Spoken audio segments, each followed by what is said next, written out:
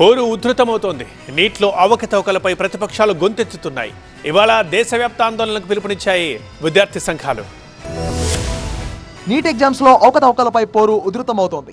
అవకతవకలకు నిరసనగా దేశవ్యాప్తంగా మార్చుకు సిద్ధమయ్యాయి విద్యార్థి సంఘాలు. పేపర్ లీక్ పై సుప్రీంకోర్టు జడ్జితో విచారణ జరపాలని డిమాండ్ చేస్తున్నాయి. ఇంత పెద్ద ఎత్తున నిరసనలు వెల్లువెత్తుతున్న కేంద్ర మంత్రులు కిషన్ రెడ్డి, బండి సంజయ్ ఎందుకు స్పందించడం లేదని ప్రశ్నిస్తున్నాయి. నీట్ వ్యవహారంలో ప్రధాని మోదీ క్షమాపణ చెప్పాలని డిమాండ్ చేస్తోంది ఎన్ఎస్యుఐ. ఈ నీట్ పరీక్షను రద్దు చేసి మళ్లీ నిర్వహించాలని విద్యార్థి సంఘాలు డిమాండ్ చేస్తున్నాయి. దేశవ్యాప్తంగా ఆందోళనలో భాగంగా హైదరాబాద్, నారాయణగూడ నుంచి లిబర్టీ వరకు భారీ ఎత్తున స్టూడెంట్ మార్చ్ నిర్వహించనున్నారు. NSUI state president MLC Balmuri Venkata ఆధ్వర్యంలో సమావేశమైన విద్యార్థి సంఘాలు ర్యాలీకి యువత పెద్ద ఎత్తున తరలివచ్చి స్టూడెంట్ సపోర్ట్ చూపించాలని పిలుపునిచ్చాయి. మరోవైపు నీట్ పేపర్ లీకేజీపై కేంద్రాన్ని తప్పుపట్టారు బీఆర్ఎస్ ఎమ్మెల్యే, మాజీ మంత్రి హరీష్ రావు. ఇంత పెద్ద ఎత్తున విమర్శలు వచ్చినా కూడా మోదీ ఎందుకు స్పందించడం లేదని ప్రశ్నించారు. 24 లక్షల మంది విద్యార్థుల పరిస్థితి అగమ్య గోచరంగా తయారైందన్నారు.